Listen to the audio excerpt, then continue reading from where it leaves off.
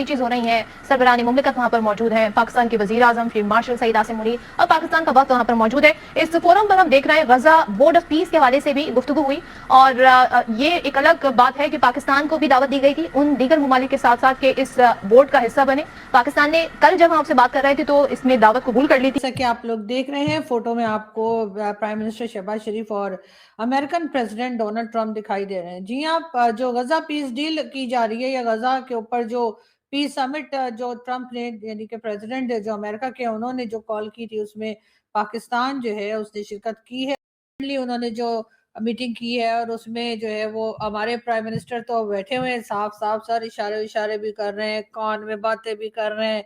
कितना ज्यादा दोनों में लग रहा है बचपन के दोस्त मिल गए। आप लोग की तो ये दशा है कि मस्जिद में गए खाना खाने तो खाना खत्म, मस्जिद से बाहर आए तो चप्पल चोरी। तो आपकी तो ये दशा हो रखी है कि कोई बुलाता नहीं है, जब बुलाता है तो आप बिना कहीं भी सोचे समझे बस पहुंच जाते हैं कि आपको।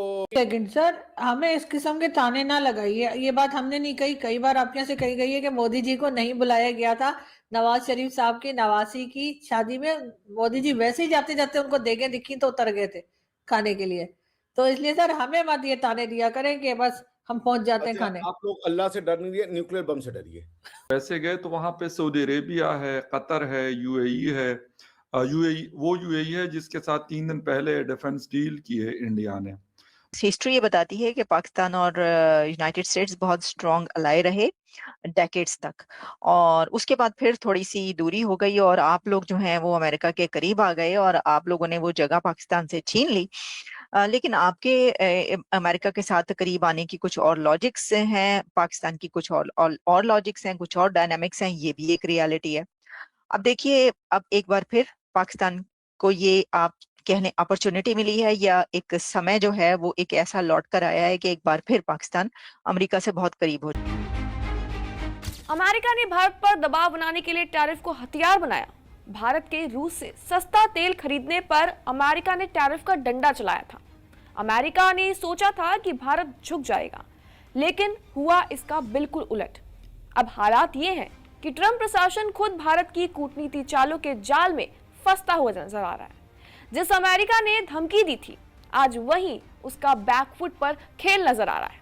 संकेत साफ है कि भारत पर जो हुकूमत है वो पाकिस्तान दोस्त हुकूमत उसको हम नहीं कह सकते। तो अगर तेहरान में भी एक पाकिस्तान मुखालिफ हुकूमत आ जाती है तो पाकिस्तान जो है वो 3 अतराफ से साजिशों में घिर जाएगा। एक तरफ हिंदुस्तान है, दूसरी तरफ ईरान है और तीसरी तरफ अफगानिस्तान है। तो इसलिए पाकिस्तान को चाहिए कि खारजा मुहाज पर जो नए चैलेंजेस पैदा हो रहे हैं इनके मुकाबले के लिए एक ऐसी हिकमत अमली इख्तियार करे कि ठीक है ट्रंप के साथ पाकिस्तान के आजकल बड़े अच्छे ताल्लुकात हैं, लेकिन ट्रंप साहब को कुछ समझाया भी जाए और उनको बताया जाए। भारत और अमेरिका के ताल्लुकात में सर्द महरी पैदा हो चुकी है, जिसका बराह रास्त असर भारत की अरबपति शख्सियात पर पड़ा। बरतानवी अखबार के मुताबिक हिंदुत्व परवर पॉलिसी और दोगली खारजा हिकमत अमली की वजह से भारत से अमेरिका के ताल्लुकात मुतासिर हुए हैं। रिपोर्ट में यह भी कहा गया है कि भारतीय अरबपति लॉबी फर्म्स पर लाखों डॉलर्स खर्च करने के बावजूद अमेरिका से तिजारती ताल्लुकात नहीं बना सकी।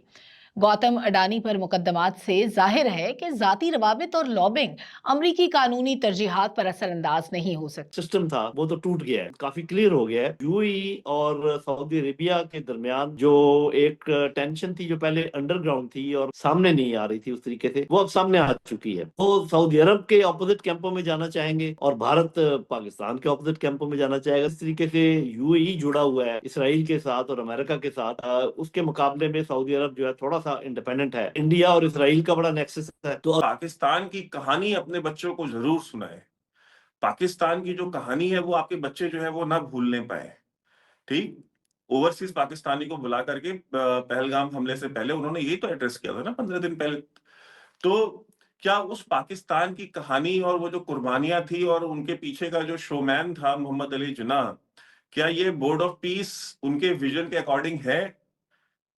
अगर है तो फिर बिल्कुल कोई एतराज नहीं है, पाकिस्तान वहां बोर्ड ऑफ पीस में बैठे और वहां पे जो भी करना हो करे। वो जो मिडिल ईस्ट है वो मेरा नेबरहुड नहीं है। मेरे बाप दादा मिडिल ईस्टर्न नहीं है। पाकिस्तानियों को लगता है ना कि उनके बाप दादा जो है वो तुर्की और अरबी और अजमी और दुनिया भर की जो बातें करते हैं, उनको गलतफहमी होगी। मुझे कोई गलतफहमी नहीं है। तो मुझे नहीं फर्क पड़ता कि आप वहां पे जाकर के अरबों को मार दीजिए या तुर्कियों को मार दीजिए या फिलिस्तीनियों को मार दीजिए या उनको आप डिसार्म कर दीजिए। पाकिस्तान की आवाम को ये सवाल जो आप मुझसे कर रही हैं, ये सवाल पाकिस्तान की आवाम से आपको पूछना चाहिए। बस अच्छा, वहाँ इनकी दाल नहीं गली, ये मैं आपको बता क्यों? दूँ। इन्होंने, इंडिया नहीं चाहता कि उसके सऊदी अरेबिया के साथ ताल्लुकात ख़राब हों। उनकी बहुत सारे वेस्टेड इंटरेस्ट हैं सऊदी अरेबिया के साथ भी, और इंडिया की जो पॉलिसी है वो किसी के साथ इस तरीके से खड़ा नहीं होता। वो कहता है कि मैं खुद इंडिपेंडेंट हूँ, I am not going to be part of a small block. आप लोगों ने आना है तो एक ब्लॉक बन के मेरे साथ आए, मगर मैं नहीं आपके साथ जाना। अच्छा। That's a difference. तो इसलिए ये गया वहाँ, इसकी इज्जत रखने के लिए उन्होंने ये कह दिया कि हाँ जी, एक इंटेंट है हमारी, इस चीज़ को एक्सप्लोर करेंगे, तजारत और बढ़ाएंगे, और डिफेंस जो है उसके ऊपर इंटेंट है। इंटेंट का मतलब है कि इरादे हैं, जी। मगर अभी हुआ कुछ नहीं। और मैं अंदर की बात आपको बता रहा हूँ, इंडिया कभी भी इनके साथ कोई डिफेंस एग्रीमेंट नहीं करेगा जो कि सब्सटेंटिव हो। मतलब ऊपर से बातें हो सकती हैं कि जी हो गया पर अंदर कुछ नहीं होना। उसकी वजह ये है कि इंडिया इनकी क्या हेल्प कर सकता है। ये अब इसमें कोई शक नहीं है कि इंडिया और इजराइल और ये एक ही सफ़े पे हैं ऑन मैनी इश्यूज़, मगर इंडिया मिडिल ईस्ट के अंदर साइड्स नहीं लेगा। उसके बहुत स्ट्रॉन्ग वेस्टेड इंटरेस्ट हैं इन ऑल दीज कंट्रीज। वो किसी एक के साथ दूसरे के खिलाफ नहीं खड़ा होगा। सो आई थिंक ये यूएई वाले गए हैं वहाँ, इन्होंने यही कहा ना कि आपकी बड़ी इन्वेस्टमेंट है यूएई में, ये है वो है, वो डबल होने जा रही है ट्रेड भी। उन्होंने बात सुन ली, इसकी इज्जत रख ली, कहा अच्छा ठीक है, स्टेटमेंट ऑफ इंटेंट कर देते हैं। अच्छा। मगर मेरा ख्याल है नरेंद्र मोदी ने बेसिकली कह दिया कि मुश्किल है हमारे लिए। इसीलिए हिंदुस्तान टाइम्स की स्टोरी थी कि he came, he met and he left. इससे Well, there आगे you go. कुछ भी नहीं। Hello everyone, welcome to my YouTube channel Indian update. तो आपने जैसा कि देखा, आज पाकि मीडिया फिर से पैनिक मोड में चली गई है, फिर से बौखलाई हुई है।